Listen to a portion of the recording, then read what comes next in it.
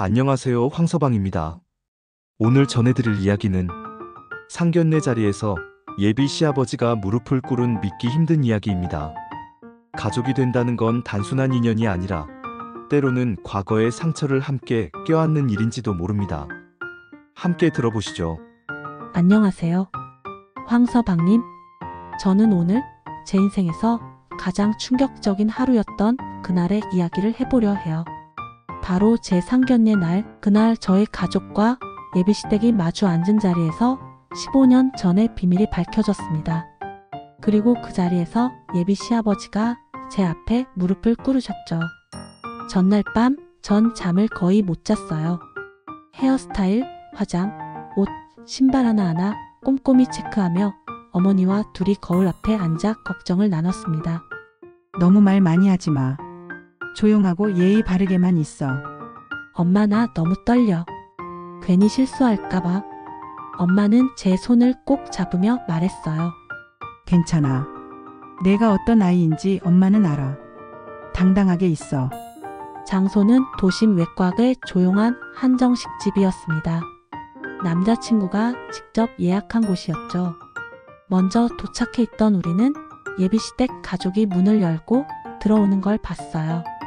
어머니는 밝게 웃으며 인사하셨지만 아버지는 눈도 마주치지 않고 고개만 살짝 끄덕일 뿐이었죠. 조금 딱딱하신 분이구나. 전 그렇게 생각하며 자리로 안내했어요. 식사가 시작되고 몇 마디 인사가 오갔을 때까지만 해도 괜찮았어요. 하지만 예비 시아버지는 점점 의도적으로 불편한 질문을 던지기 시작했습니다. 따님은 요리는 좀 하십니까? 직장 생활은 몇 년이나 하셨어요?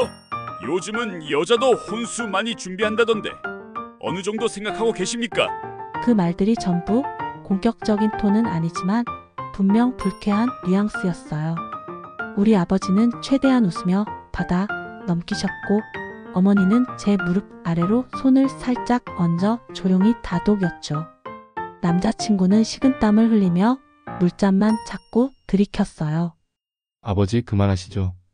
그가 조심스럽게 말하자 시아버지는 숟가락을 내려놓고 정색하며 입을 열었습니다. 예비 시아버지의 낮고 단호한 목소리가 울렸습니다. 나는 이 결혼 반대요. 그 한마디는 마치 시계를 멈춰버린 것처럼 모든 사람을 얼어붙게 했습니다. 그분의 말이 끝나기가 무섭게 제 남자친구 아니? 그 순간엔 마치 작아진 아들처럼 보였던 그는 자리에서 벌떡 일어나 외쳤어요. 아버지 무슨 말씀을 갑자기 왜 이러세요? 그런데 시아버지는 저를 바라보지 않았어요. 제 어머니를 똑바로 바라보며 아주 조용히 그러나 확신에 찬 목소리로 묻기 시작했어요. 당신 나 모르겠소. 아니 내 동생 박성진이라는 이름 기억 안 나시오? 어머니는 갑작스러운 질문에 처음엔 어리둥절해 하다가 순간 눈이 커졌어요. 박성진 씨요. 시아버지는 씁쓸하게 고개를 끄덕이며 말을 이었습니다. 그 사람은 내 동생이요.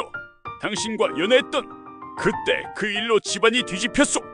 유산 얘기, 책임 문제 그걸로 싸우고 성진이는 사라졌소. 그 후 그는 어디에도 나타나지 않았소. 그리고 우리 가족은 무너졌소.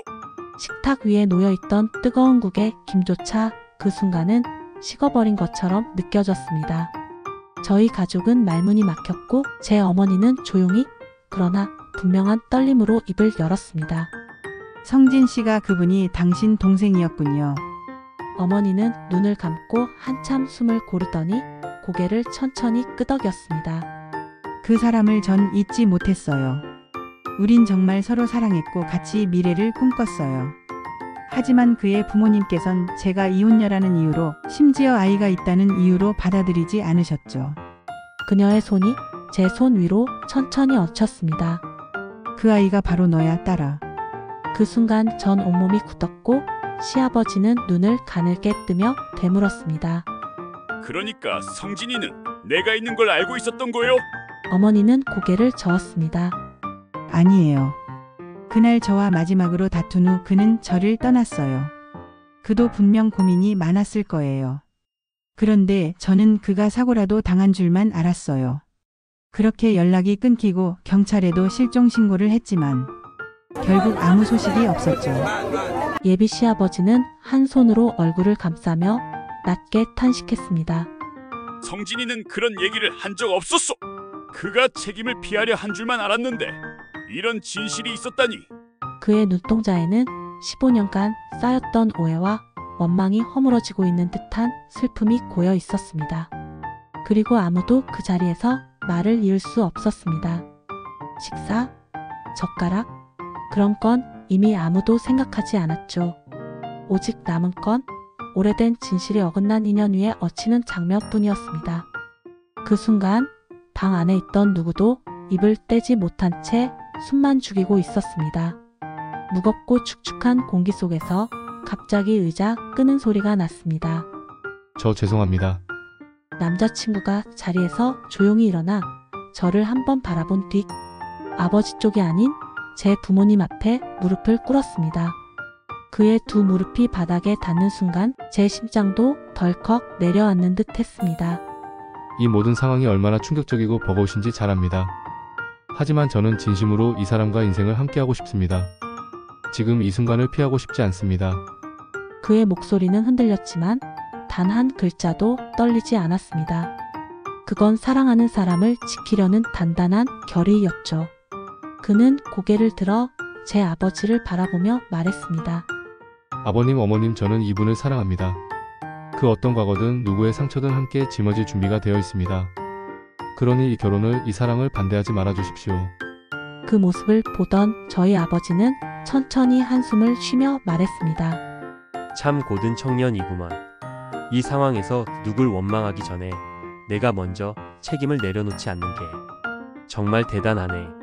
그러자 조용히 눈을 감고 있던 예비 시아버지가 천천히 자리에서 일어나 천천히, 아주 천천히 제 앞까지 걸어와 말없이 무릎을 꿇었습니다.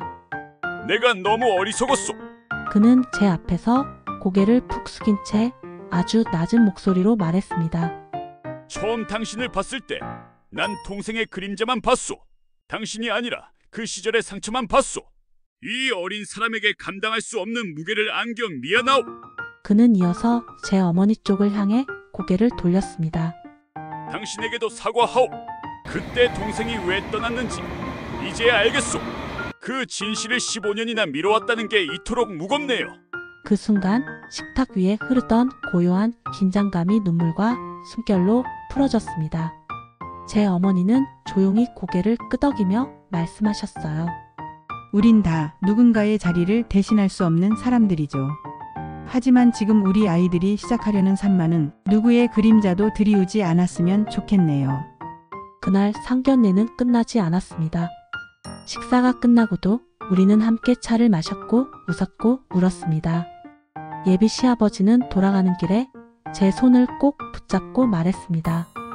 우리 아들 잘 부탁하오. 아무것도 없는 아이지만 당신만은 절대 포기 안 할 거요. 내가 그 마음만은 인정하오. 며칠 뒤 그분은 직접 손편지를 써서 저희 집에 보냈습니다. 잘 쓴 글씨는 아니었지만 또박또박 적힌 문장이 제 마음을 울렸습니다. 처음엔 원망으로 시작했지만 이젠 축복으로 끝내고 싶습니다. 당신은 내 동생의 흔적이 아닌 우리 집안의 첫 며느리입니다. 그리고 몇 달 뒤 결혼식을 올린 저희 부부는 아버지의 축사 속에서 이 말을 듣게 되었죠. 아들보다 며느리를 더 사랑하게 될 줄은 몰랐습니다. 결혼 후 시아버지는 매주 저희 집에 들러 직접 반찬을 해주시곤 합니다. 조금은 투박하지만 정성 가득한 말투로요. 이거 먹어. 우리 며느리 좋아하잖아. 저는 이제야 압니다. 사랑은 시간이 지나도 다시 피어날 수 있다는 걸, 상처도 서로의 진심 앞에선 천천히 아물 수 있다는 걸요. 세상의 모든 상견례가 평탄할 수는 없습니다. 때로는 과거가 현재를 흔들고 오래된 감정이 현재를 가로막기도 하죠. 하지만 진심은 결국 사람의 마음을 움직입니다. 오늘의 사연이 누군가에게 작은 위로가 되기를 바랍니다. 우리는 모두 서로의 가족이 되어가는 사람들이니까요.